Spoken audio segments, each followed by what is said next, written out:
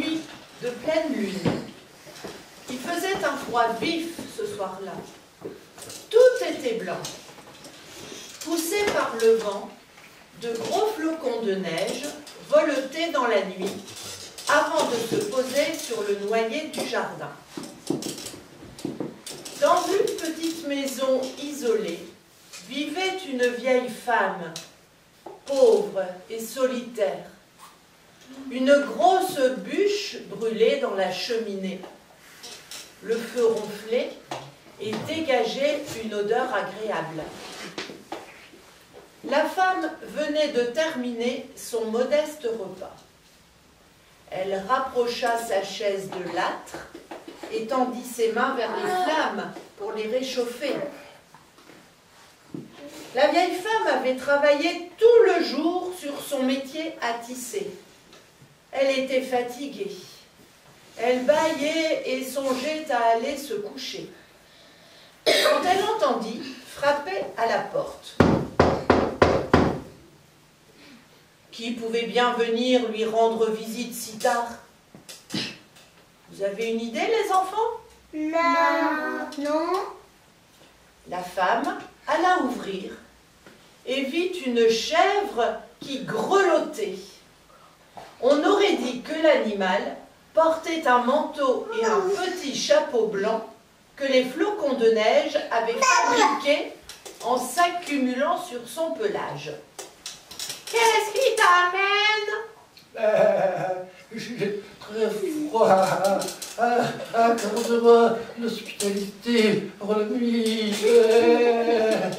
Va vite te mettre au chaud dans la grange. La chèvre entra aussitôt dans la grange qui était tout à côté. La femme referma la porte et alla se coucher.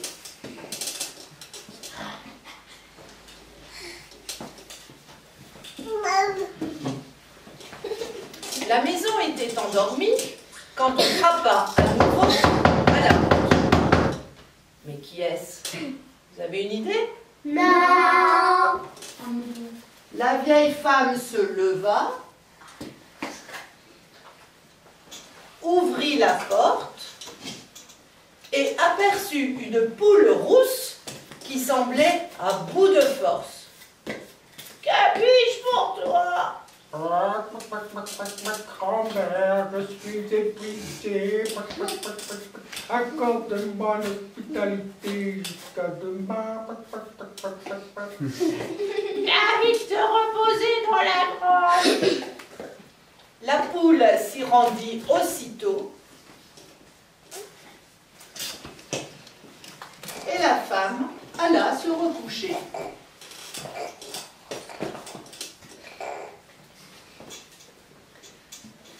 Le calme régnait sur la maison lorsqu'on vint encore frapper à la porte. Vous avez une idée, les enfants? La vieille femme se releva pour ouvrir. Elle vit un chien au pelage marron qui ressemblait à un loup. Elle eut peur et referma aussitôt la porte. Oh, le pauvre.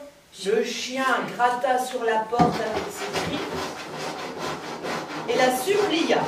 Oh, tu n'as rien à craindre, grand-mère. Ouvre-moi, je te ferai aucun mal. Que viens-tu faire ici?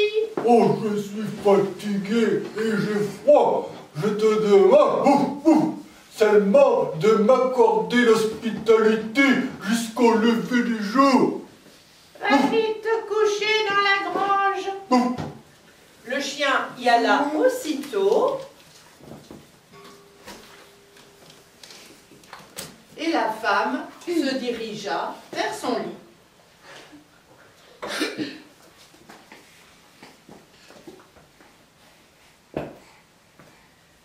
Mais la vieille femme s'était à peine recouchée qu'on cogna une nouvelle fois à la porte de la maison. Qui est cette fois-ci? On ne sait pas. Un cheval. Un renne. Un renne du Père Noël. Elle ouvrit et aperçut un âne gris qui avait l'air triste. Elle était tellement épuisée qu'elle ne lui posa aucune question et lui dit tout de suite « Va vite t'allonger dans la grange !» L'âne obéit aussitôt et la femme referma la porte.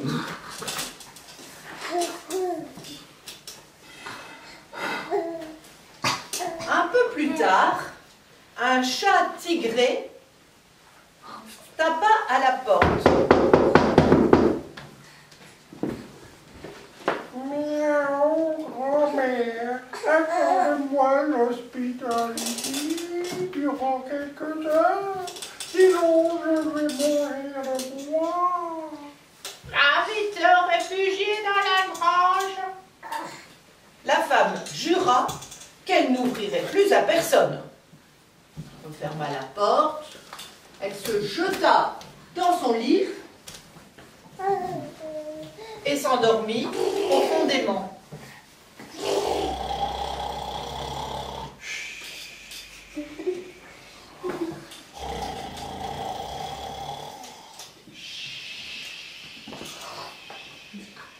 Le lendemain,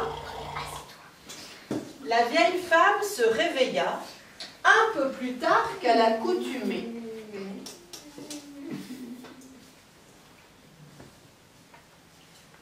Dès qu'elle fut debout, elle se prépara un grand bol de café sucré et mangea 2 tartines beurrées qu'elle trempa dans le liquide brûlant.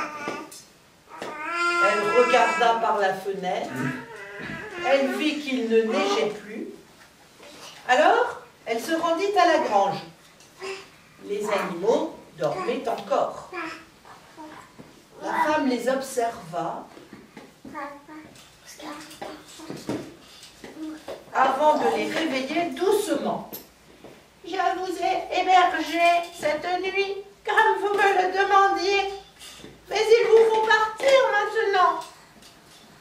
Je ne peux pas vous garder plus longtemps, car je suis trop pauvre pour vous nourrir tous. » La poule caqueta et ajouta. Grand-mère, si tu me gardes, je prendrai des œufs pour toi. Et tu pourras les gober ou bien faire des omelettes. Puis, l'âne se mit à braire.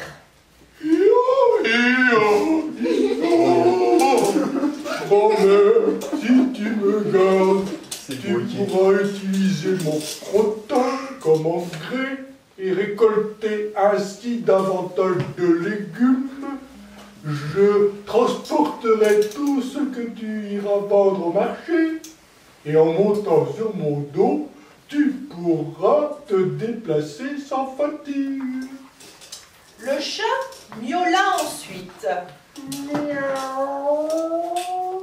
Grand-mère, si tu me gardes, je chercherai les souris et les rats qui grignotent tout dans ton grenier et dans ta maison. Quant à la chèvre, elle bêla. Grand-mère, si tu me gardes, je te donnerai mon lait. Avec mon lait, tu pourras faire des fromages que tu mangeras ou que tu iras vendre au marché. Enfin, le chien aboya. Grand-mère, si tu me gardes, je protégerai ta maison et ton jardin et je ferai fuir les voleurs. Alors, grand-mère décida de garder les 5 animaux. Vous me rendrez service et surtout, vous me tiendrez compagnie